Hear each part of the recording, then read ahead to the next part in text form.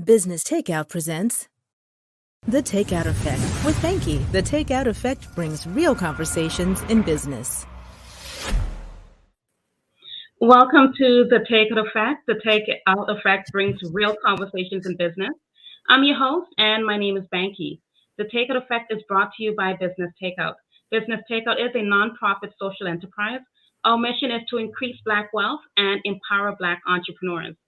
Today's guest has been featured on The Star, Globe and Mail, Shopify, CBC, The Agenda with Steve Bacon, I believe, Sun TV, and BNN.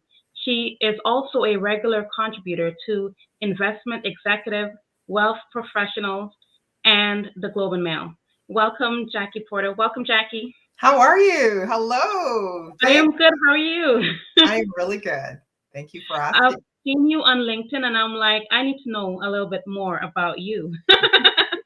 You got to come on my show and do some chair dancing with me. Yep. I've been getting so good at chair dancing at home since the lockdown. Me too, with my son. So today we're going to talk about money. It's the cash, girl. It's all about exactly. Before we have so much to talk about. We're going to discover Jackie's journey into becoming an award-winning financial planner. We're going to have an in-depth conversation about relationships with money and also financial advice for entrepreneurs. We also want to know about her public speaking, and also that she's a best-selling author, and there's just so much more to talk about. But before we do that, let's hear a message from our sponsor.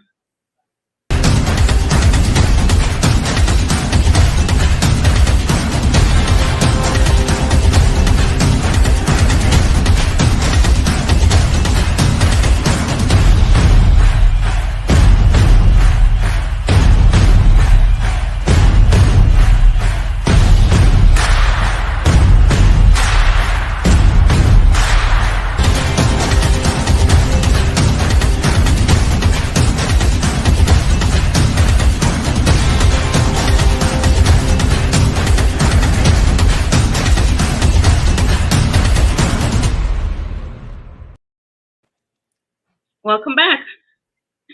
So Jackie, tell us about how your journey started. I've mentioned before that you are an award-winning financial planner, certified financial planner. Let us know more about how it started. Sure. I actually got into this business quite accidentally, actually. This actually was not my first career choice. If you had asked me when I was in high school what I thought I was going to be, I would have told you I'm going to be a reporter. My last name happens to be Porter. And I was always doing this to people, putting a mic in their face.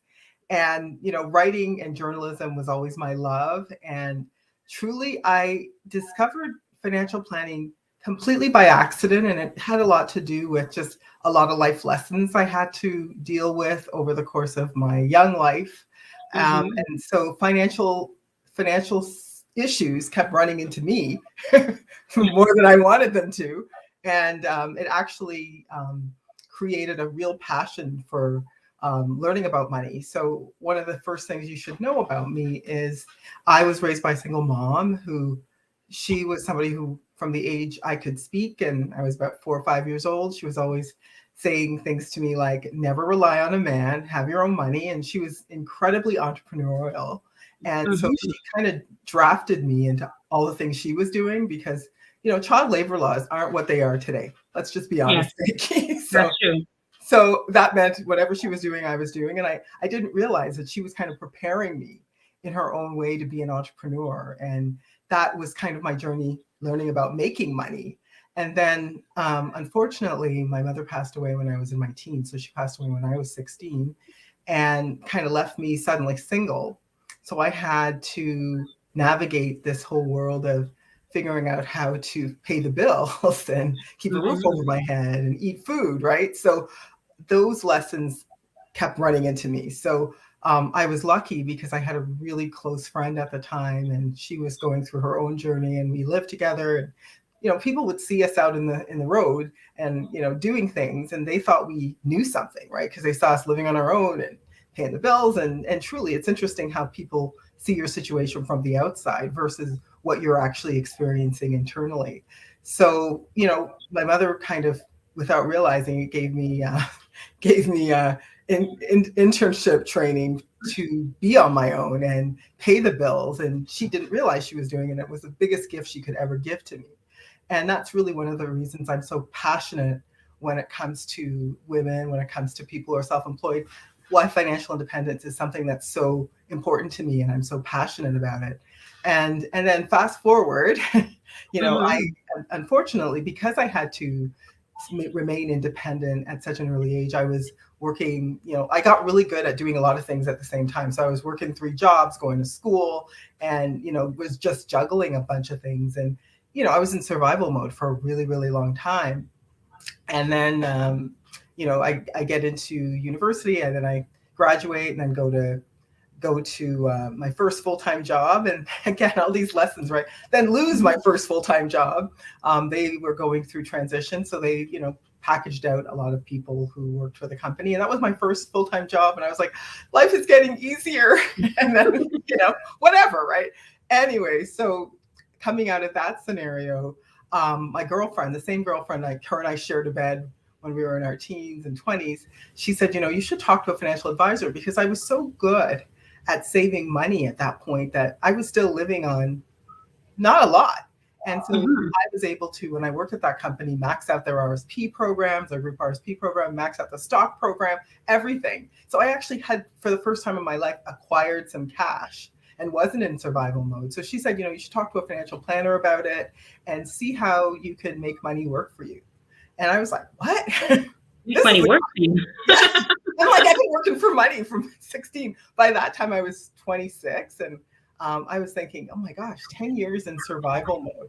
So I sat down with my very first advisor, financial planner. So she gave me a referral to a woman of color financial advisor, which, if you think a woman of color financial advisor is a unicorn today, just imagine, this was back in the late 90s. And she was talking to me about, building wealth and making money work for me and multiple streams of income. And my eyes were just opening so wide.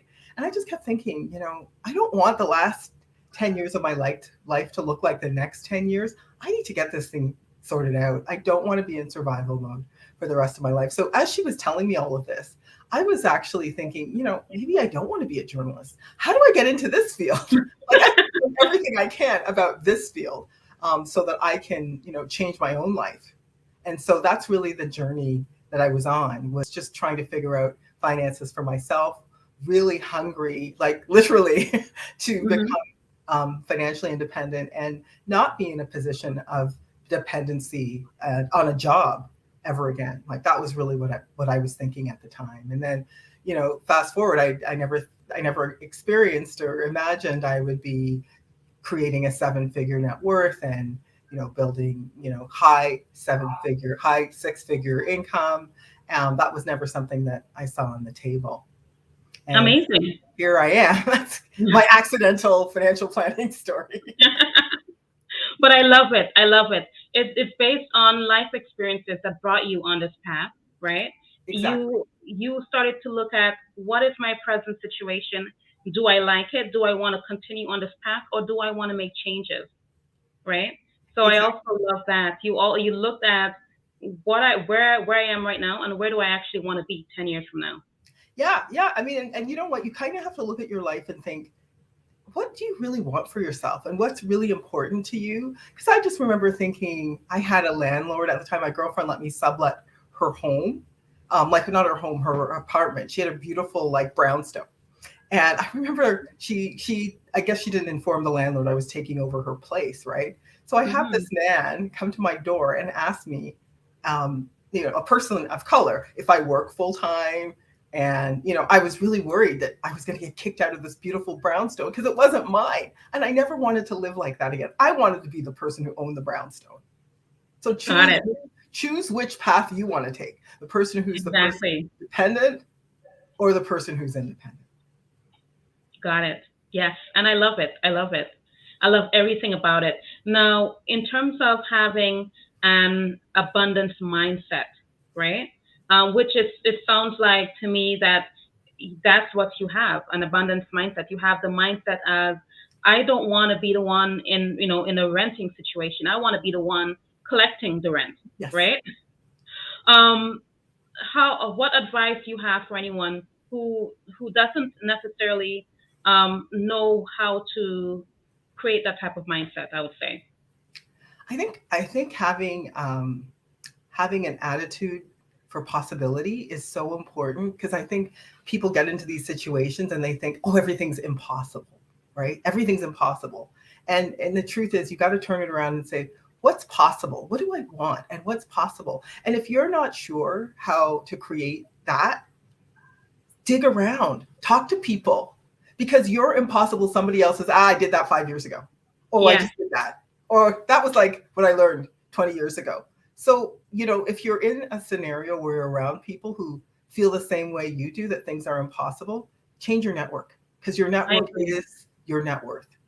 A different perspective can be so refreshing, and it can be life-changing, because you get to look at things from a different point of view. 100%, because guess what? I started hanging around people who were earning six figures. I started earning six figures. I started hanging around people who owned homes, rental properties. I earned rental properties. Like, it really makes a difference who you hang around with. So if you have a negative mindset, first it starts with you, but then you choose who you have either nourish or diminish your attitude.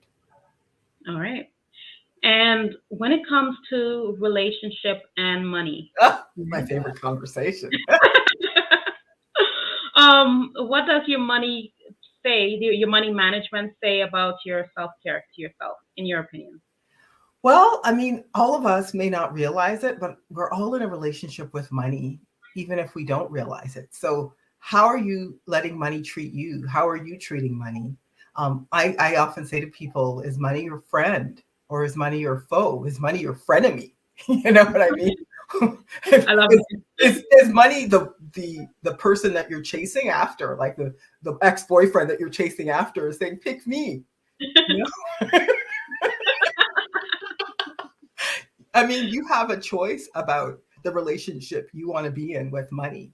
And honestly, if you're somebody who, and I see this with women a lot, they might, give money or set up plans for their children, even business owners, they're doing all these awesome things for free, yet, and then they're letting people cut down their pricing. What are you saying about your value and the value you place on the things that you've created, right? And then in terms of, here you are, if you're somebody who has a lot of debt, like double-digit debt. So, I talk to people, and again, I won't pick on the innocent or the guilty, but I talk to people who might have accounts, and they have these bank accounts that they're making like 1% on, and they love looking at the money because it makes them feel good. But then they're holding all this double-digit debt. So, I'm saying to them, do you want to make money on your money, or do you want to give money away to somebody else? Because if you're paying out double-digit returns on debt, that's what you want to be making in an investment, not you want to give somebody else. Because keep in mind, you're giving that to somebody before you spend $1 on yourself. So is that self-care? Having money in a savings account, collecting dust, doing nothing? Self-care, get the debt under control. Have a plan. I mean, the interest rates are really low. Take a look at your credit. And that's important if you're a business person or if you're not a business person. Your credit is your ability to access other people's money, OPM. And so if you don't have access to that, it's very hard to build like multiple wealth. It's just impossible. Almost impossible. But then find your friends who can make it possible. Yes, definitely. And I love the advice. I love how you even comparing money to your relationships when it comes with your ex-boyfriends, whatnot. Love that. Yeah, because I find that sticks in people's minds, right? Like, it does. You're not worthy to have money or have that person. Don't chase it. attract it. Yes. So tell us about your 360 process, because I'm on your website. I see that you have a 360 process. It even talks about investment and real estate planning, whatnot. Can you tell us a little bit more Yeah, about it? absolutely. I think there's so many layers to planning, and at the heart of it is your desire, like what you want to see happen with your life and with your finances, because they're actually inextricably linked with your life and with your finances, right? So if you've got a goal and if you got a plan, then it's just going to make your life better. So in a nutshell, the 360 process is this. Let's figure out what you care about now and in 3 years from now, because I really want people to start getting excited about the future. You can only do that when you have something to look forward to. So what's going to happen in a year? Or what would you like to see happen in a year? What would you like to see happen in 3 years? People don't tend to future think. Or what would you like to see happen in 5 years? Think about those things, because that's the stuff you can get excited about. And when it gets hard, it's nice to think about what you want to see happen in the future. So that's Yeah. the first part. So knowledge is power. And that's the first part of that 360 degree process. And then really from there, it's okay, now we know where you want to go. Let's look where you are. And where you are is all about the C's of cash flow. What's going on with your cash flow, right? What's your credit look like? So, how much cash do you have that's just lying around doing nothing, staring at you? I mean, you show your respect for your paycheck, right? Respect the paycheck, right? However, whatever form it's in, right? And so it's just kind of looking at your overall circumstances and look at how you can optimize the cash flow that you have. And so it might be reducing your debt, increasing your streams of income. How do we do that? So that's the first part. And then, because, really what people come to a financial planner for is not to work harder. It's to make their money work harder. So cash flow is the first part. Then let's look at tax planning. Let's look at how between your family, because I find that people don't tend to think about their cash flow as a family. So what's your husband doing? Are you doing going in one direction and your spouse is going in another direction? Or are you collectively working together to improve your family's cash flow? And so that might mean only one of you should be making an RSP contribution because you're the higher income earner. Give that person your money, get a bigger refund for the family. So it's just doing some tax planning, thinking about, later on how you might withdraw money from your assets, because at one point we're building wealth and another point in our lives, a different stage in our life, we're actually living off the assets we've built up. So and then you just want to look at tax efficiency now, making the most of your cash flow now and in the future. And then it's just looking at, investment plans, going back to, your 1, 3, 5-year plan. What do you need to do from an investment standpoint a year from now, 3 years from now, 5 years from now? It could be as simple as I need an emergency fund, which people started to realize, that's probably not a bad idea during the pandemic, having an emergency fund. Let's get that together, right? Or it could be saving for a down payment on a home. Let's face it. Anywhere you're going right now, east, west, north, even further north, it's not cheap to buy property. So you want to be that person who just one day wakes up and says, I want to own a property somewhere, and the money will come. Again, that's going to be almost impossible. But, so anyway, it's just sort of having a plan, a 1 year, a 3 year, or 5-year plan, the longer term, because people are like, these are the things I want to accomplish now, but I'm also concerned about my kids' education in 10 years or retirement or my parents that are aging. I don't know if they're going to be okay and I'm supporting them. I don't know what that's going to look like down the road. So the reality is people don't have a lot of people to have these conversations with. Yeah. So it's just sort of talking through all of those things with somebody. So looking at what you want to see happen, looking at your cash flow, looking at investments, tax planning, looking at what your estate plan is, because unfortunately, still too many people, in particular in the Black community, don't maybe think they're going to die or think that someone else should take care of when that happens. The funeral and the plan, figure it out for me. And that's a terrible legacy. Yes, definitely. And you see it all the time, the GoFundMe accounts. Yes, that is not a plan. And that's not a legacy you want to leave, because what I find happens when when people have negative experiences with money or anything else, they tend to repeat it almost unconsciously. Mm-hmm. Yep. I wanted to ask you about, okay, let's go into tips for anyone that wants to become a financial planner. Where do they start? I think, these days, a great place to start is start taking the courses, seeing if you like the courses. So IFIC, Institute of, now I'm thinking of IFIC, what does that stand for? Institute of Financial, the last part isn't coming to me, but it does stand for IFIC. It just Google IFIC, and I don't know why I can't think of what the last part of it is, but that's a great place because you could start taking financial planning courses. You can also take them through Advocates and just see your level of interest in the courses. But if you're someone who likes, I'm always recruiting, wanting to talk to people who, want to actually, especially in our own community, that want the financial industry to look like the clients, Yeah. So the more women, the more people of color we can get into the industry who can have real talk with our community members, the better. Great.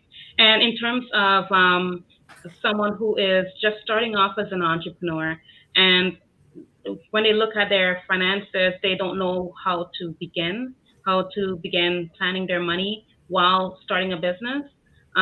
What would you say? What advice would you have for that situation? I would say before you have a plan for your money, because if you don't have a plan for your money, guess what? Your money's going to have a plan for you. It might not be, it might be the default plan, not the plan you want, but the plan you get when you decide you don't want to get involved in your finances. So if you're a business owner, that means actually getting a business plan. Are you really serious about your business? There's so many services now, so many free services available to make sure you've got a good, solid, foundation for business, because business is no joke, right? And you're spending your money that could have gone somewhere else to your retirement plan or what have you. So if you really want to, have a serious business, take the business seriously. Have a plan. Don't just be the person who thinks, I'm really good at hairdressing, so I'm going to become a hairdresser. And you have no idea what a hairdresser earns, what all the startup costs are, how much money it's going to cost you for product, how many clients you need to see to make the business profitable. Where will you start your business? So there's a lot of things to know. And I find sometimes people think the passion is going to be enough to drive you through.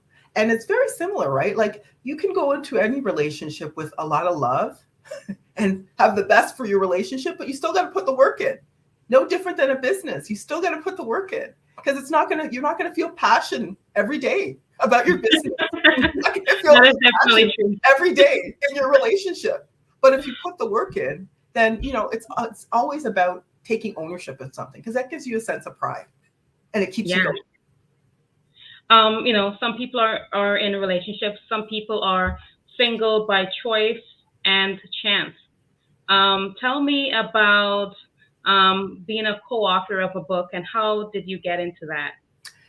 Again, your network is your net worth. I was doing my thing in the financial industry for a long time and passionate about what I was doing. And, as I said, I in so many ways, I'm the accidental entrepreneur, right? I happened to get into an industry purely because of my own level of interest in learning everything I could.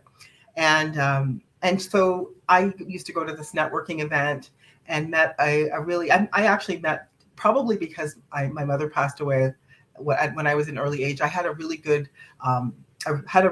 strategy for meeting women that I wanted to mentor me. So I was constantly at events and approaching women that I thought would be great to know and have in my life. And so one of these women was the woman I co-authored a book with. And she was the one who came to me and she said, you're a single woman who's, doing great. And I think we should do a book on being single. And what do you think? And that's kind of how it happened. And she truly just pushed me into that spotlight, if you per se. And so I think, sometimes having those kinds of people around you is really what propels you to do things you didn't think you could do or would do. So she was the one who said, we're doing this book on being single, and, here we are. So Nice. I love it. And it's a best-selling book. Is that that's correct? right. It's a best-selling book. In fact, we're just about to update it. We're going to do single by choice or chance. So look out for that. The next Nice. step, and it's actionable tips from the book that you can use to, take your life forward in for the next important step for yourself. I love it. I love it a lot. Also, you also do public speaking. Can Yes. you let us know a little bit about that? Yeah, I love storytelling and I love public speaking. So public speaking has been something I've been doing for a really long time. I started off, doing things in the school, doing mentorship programs in the school because I truly believe in mentorship and I truly believe Mhm. that it's important to pass that skill on because it's not necessarily something you learn anywhere, right? That's So teaching other people how to get mentored and also seek mentorship is something I think that's really important. So I was doing that a lot in the school systems, and then just doing that led to other opportunities, people asking me to speak at different events, different organizations. And in just to talk about the Shopify experience, I know that I was one of the first advisors doing videos on my website, doing like financial literacy videos. And again, my team pushed me towards that, and then that led to the Shopify opportunity where I was able to do some really cool work with Shopify around financial literacy in the Black community. So sometimes just go. I'd say it's always important to go in a direction that you're intentional about. Like I know I love that. This is what I was going to do. It's good to have your passion guide you, but have a plan. So those two things can be a deadly force, right? If you're doing something that you love and you're passionate about it and you're intentional, you have a plan, it could take you places. So Shopify Definitely. reached out, they said, we love your story. Would you like to do, a paid video feature? And then that day we were supposed to do one video feature and did like several.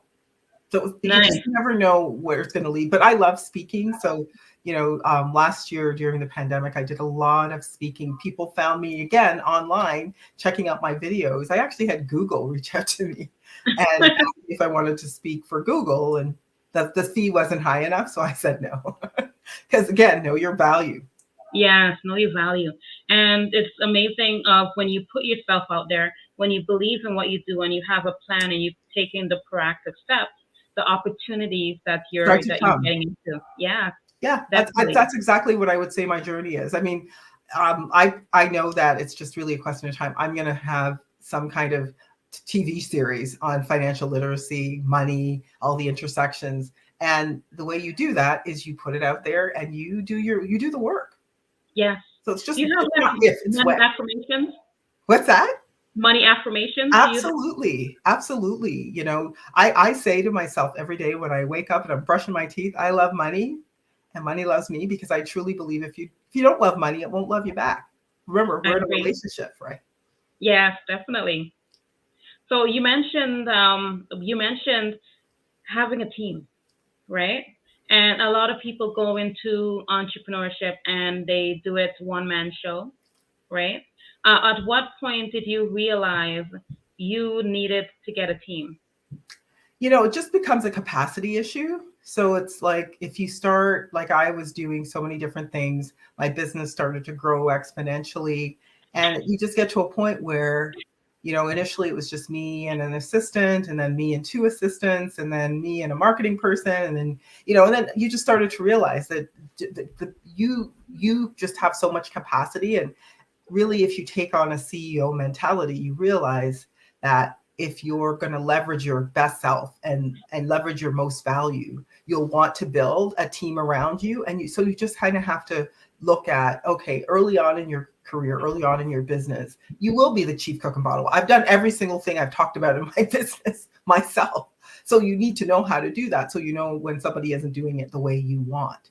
But ultimately, as your business grows and you have to look at the numbers and see, what direction your business is going, when should I bring in, the first hire needs to be a bookkeeper.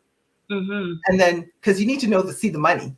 And then you Yeah. can start seeing where, okay, next year, have a plan. Okay, I want to bring in maybe an assistant, someone to do the paperwork, and you just keep building out from there. And then you're looking at the numbers to plan out what the next hire is going to be, just based on the direction the business is going.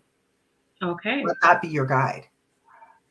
I love it. And I think that's such a great advice because, without knowing what your numbers are, how would you know what the next step should be, right? We're about to reach a game, right? For those who are new to watching the show, the game is called Business Confession. And what it is, I will give you a business scenario. You respond either with a lie or a confession. Are you ready? Juicy. All right, so let the game begin.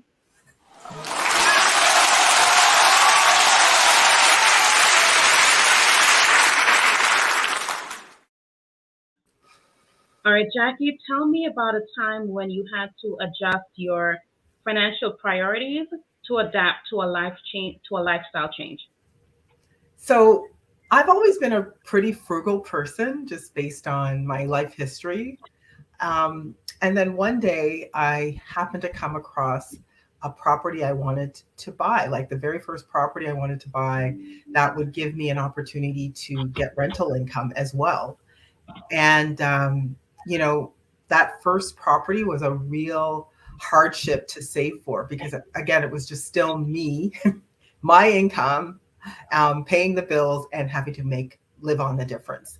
And the sacrifice you have to make if you want to buy a property is real, right? Especially as a single person. So it led me to that year. I had to not buy one piece of clothes. And I was already only buying secondhand clothes. So to go from not even that, like just spending zero money on clothing and, spending really not very much on eating out, like literally I was on a financial diet and I had to stick very, very closely to that budget because I was buying a house off plans. So it meant that there were specific times I was going to have to come up with money and pay down on things, and there was no wiggle room. And it really made me think really closely about what do I really care about? How important is this goal to me? And what kept me going was the picture of the brand new build, what it was going to look like in the end that kept me going. Okay, interesting. It's a tough one, but I'm remembering when you were renting a unit that was sublet to you, and you said you want to be the one collecting the rent. So I remember that. So with that, I'll say it's a confession. It's a confession. Look at you, Banki. Not bad. Look at you. Ruth Teller. So as we reach towards the ending of the show, tell me, what does the future look like for you? I know you said you're doing part 2 of that book. Apart from that, what does the future look like for you? I want to continue to grow my business. I want to bring in more people. I'd love to have a company because there's not enough people of color, especially women of color, leading a financial planning practice. And, my goal is truly to humanize the financial planning industry. And so the more people I can recruit who are advisors who want to be a part of that vision, who want to help execute on that vision, that's really my passion right now. And really the big calling I have on top of writing the book. I'm going to be launching a financial organization system. So for people who struggle with pieces of paper, and this has been my own challenge as well, is how do I organize that? And how do I help my parents who, God forbid, COVID has been a real eye-opener for people trying to find people's wills, information, mortgage. So I've seen my clients as well struggle with this. So I'm launching a financial organization series along with videos to accompany it. So stay tuned for that as well. Definitely. I'm really looking forward to that. For anyone who is trying to reach you, how can they contact you? The best way is my info@askjackie.ca email address. That's the best way to reach me. You can get it off my website, askjackie.ca, under the Contact Us page. And definitely, we offer half an hour one-on-one sessions. It's called a What's Your Financial IQ financial literacy session. And my team will help you to figure out some actionable steps you can take to improve your financial circumstances tomorrow. Okay. Well, Jackie, it's been a pleasure speaking with you. I'm looking forward to seeing more of what you do, and I'm really happy to have this interview with you today. I've learned so much. And for everyone who's watching, if you like this episode, please like, share, and subscribe to our YouTube channel. And Jackie, thank you so much for spending your time with us today. And for everyone else, see you next week. Thank you so much. And come dance with me on my LinkedIn Live at 5 on Wednesday. All right. I will. Don't leave yet. Stay after the end of it. No problem. Alrighty. Bye, everyone.